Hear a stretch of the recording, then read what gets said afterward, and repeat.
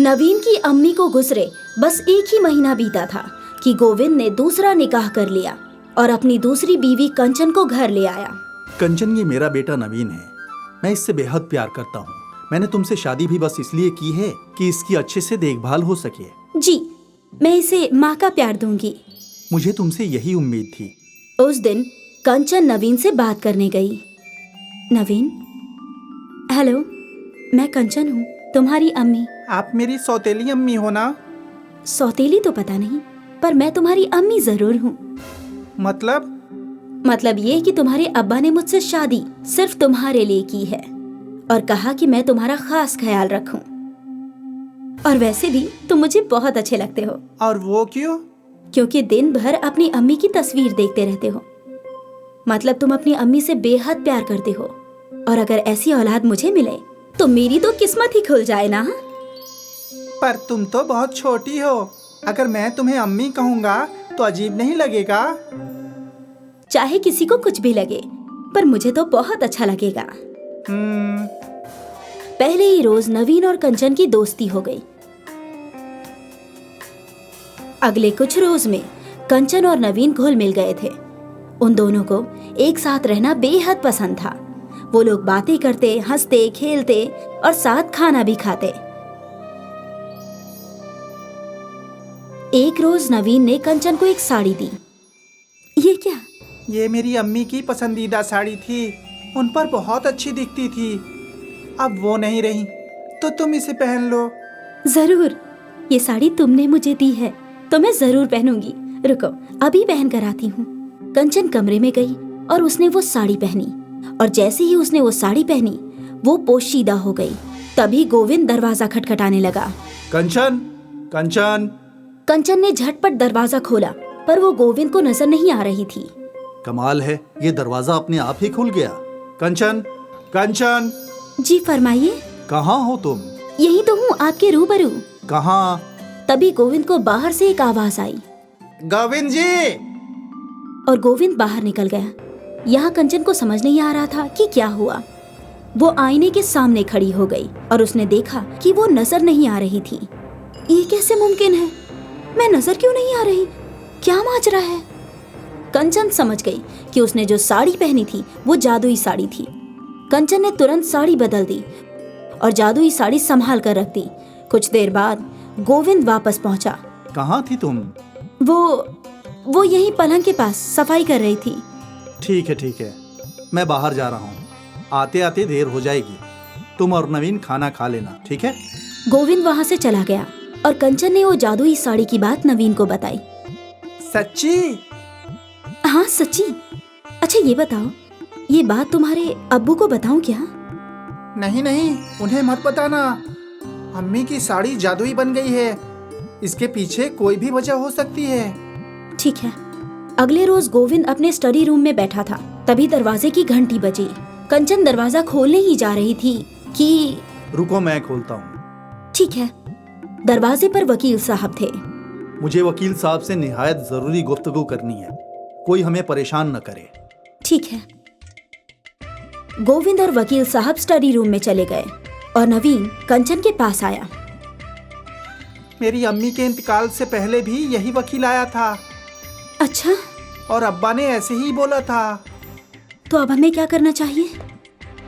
तुम वो जादुई साड़ी पहनो और पता लगाओ कि अब्बा उस वकील से क्या बात कर रहे हैं। ठीक है। कंचन तुरंत अपने कमरे में गई और उसने वो जादुई साड़ी पहन ली। मैं तुम्हें नजर आ रही हूँ क्या? नहीं, पर तुम हो कहाँ? यही हूँ। कंचन स्टडी रूम में दरवाजे पर खड़ी हो गई।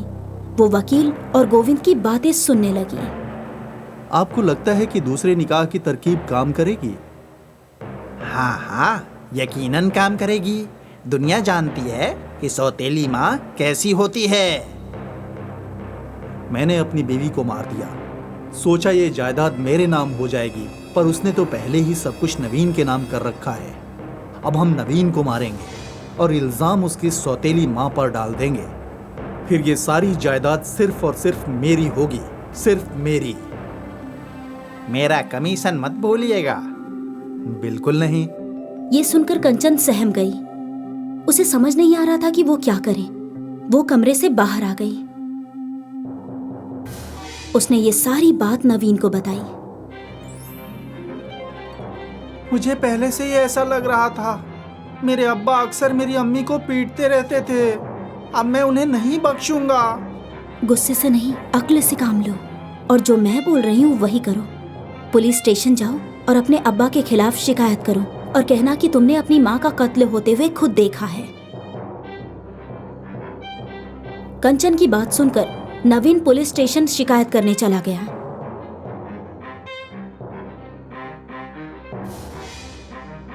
पुलिस नवीन के साथ घर आई। गोविंद, तुम्हें गिरफ्तार किया जाता है। पर क्यों? अपनी पहली बीवी के कत्ल के जुर्म में। लेकिन मैंने उसका खून नहीं किया।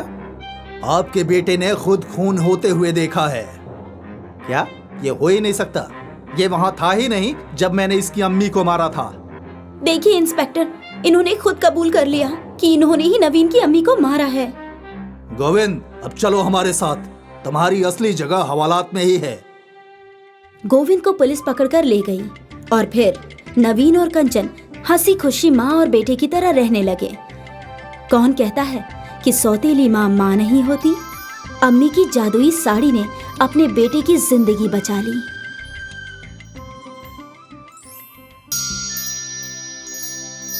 एक गांव में शंकर अपनी छोटी सी बेटी राखी के साथ रहता था। शंकर एक गरीब किसान है, उसकी मूछें नहीं है। शंकर का पड़ोसी महिपाल भी किसान है, लेकिन उसके पास ज्यादा खेत है तो वो नौकर रखता है।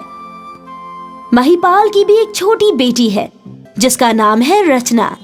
रचना बहुत ज्यादा मगरूर है। राखी स्कूल जा रही है, तभी रास्ते में उसको रचना भी स्कूल जाते हुए दिखती है। ओहो, ये गरीब लोग भी न जाने सुबह सुबह कहां से मेरे सामने आ जाते हैं और मेरा सारा दिन खराब हो जाता है। तुम दूसरे रास्ते से जाया करो। क्यों? मैं दूसरे रास्तों से? मेरे अब्बा इस गांव के सबसे बड़े किसान हैं और सब उनकी इज्जत करते हैं, और तुम्हारे अब्बा की तो मूछें भी नहीं है और उनसे तो कोई बात भी नहीं करता। सब लोग उन्हें अपने पास से भगा देते हैं। राखी इस तौहीन से बेहद गमज़दा हो गई है और वो स्कूल भी नहीं गई। वहां से वापस अपने घर आ गई, जहां शंकर खाना पका रहा है और खेत जाने की तैयारी कर रहा है। क्या हुआ मेरी शहजादी को? अब्बा, हम इतने गरीब क्यों हैं? किसने कहा बेटी कि हम गरीब हैं? अब्बा, सब कहते हैं कि हम गरीब हैं। अगर हम गरीब नहीं हैं, तो गांव का कोई भी शख्स आपसे ठीक से बात क्यों नहीं करता? बेटी, गरीब वो होता है जिसकी थाली में रोटी ना हो, लेकिन खुदा ने हमें 2 जून की रोटी तो दी है। तुझे स्कूल में तालीम मिल रही है, हमें और क्या चाहिए बेटी? ठीक है, मैंने मान लिया कि हम गरीब नहीं हैं, लेकिन आपकी मूछें क्यों नहीं है? मुझे मालूम है कि तुमको जरूर रचना ने कुछ बोला होगा। मैं कुछ नहीं जानती। मुझे सिर्फ आपके चेहरे पर मूछें दिखनी चाहिए ताकि बाकी गांव वाले भी आपकी इज्जत कर सके। ये क्या पागलपन की बातें कर रही हो? ऐसे थोड़ा ही होता है। मैं कुछ नहीं जानती। मुझे बस आज शाम को ही आपके चेहरे पर मूछ दिखनी चाहिए, नहीं तो मैं आज खाना नहीं खाऊंगी। अरे ऐसे कैसे हो सकता है? शंकर बहुत मायूस हो जाता है और अपने खेत पर चला जाता है। बेटी की बात सुनकर आज शंकर का मन काम में बिल्कुल नहीं लग रहा है। उसे राखी की बात बार बार याद आ रही है।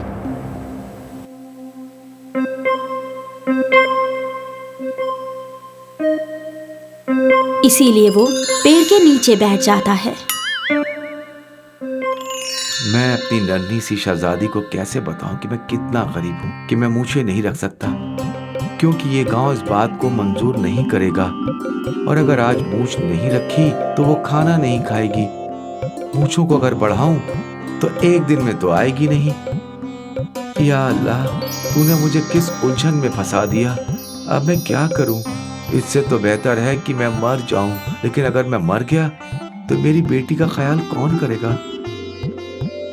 शंकर सवालों के जाल में उलझता है और बिफर कर रो रहा है। रोते रोते कब उसकी आंख लग जाती है उसे पता ही नहीं चलता और वो सो जाता है। कुछ देर में पेड़ के नीचे भी धूप आ जाती है और उसकी आंखें खुल जाती है। शंकर के चेहरे पर कुछ वजनी लगता है। वो हाथ लगाकर देखता है तो हैरत में पड़ जाता है क्योंकि शंकर के चेहरे पर जादुई मूंछें लग चुकी हैं। मेरे चेहरे पर मूंछ कहां से आ गई? कहीं से यह राखी की शरारत तो नहीं? हो सकता है कि वो आसपास ही कहीं छुप कर बैठी हो। मैं मूंछें खींच कर देखता हूँ। राखी ने जरूर इनको फेविकोल से चिपकाया होगा। फिर इस राखी की खबर लेता हूँ। शंकर अपनी मूंछें खींच कर देखता है तो वो मूंछें बाहर नहीं आती बल्कि उससे सोने के सिक्के झड़ने लगते हैं। ये क्या है? ये तो कमाल हो गया। या अल्लाह, मैं तो माला माल हो गया। लेकिन मैं कुछ समझ नहीं पा रहा हूँ कि ये क्या हुआ और कैसे हुआ। तभी पेड़ से एक देवी निकल कर आती है। वत्स, मैं दौलत की देवी हूँ और ये जादुई मूंछें हैं। अब तुम भी नकली दौलतमंदों को मुंह तोड़ जवाब दे सकते हो और बता सकते हो कि मूंछें रखने या ना रखने का ताल्लुक पैसों से नहीं है बल्कि अपनी शौक से है। तुम अपनी मूंछों से हर रोज 100 सोने के सिक्के निकाल सकते हो। बस तुमको मूंछों को थोड़ा सा खींचना है और सिक्के नीचे बिखर पड़ेंगे। दौलत की देवी वहां से गायब हो जाती है और शंकर सारे सिक्के उठाकर अपने घर की ओर चलता है।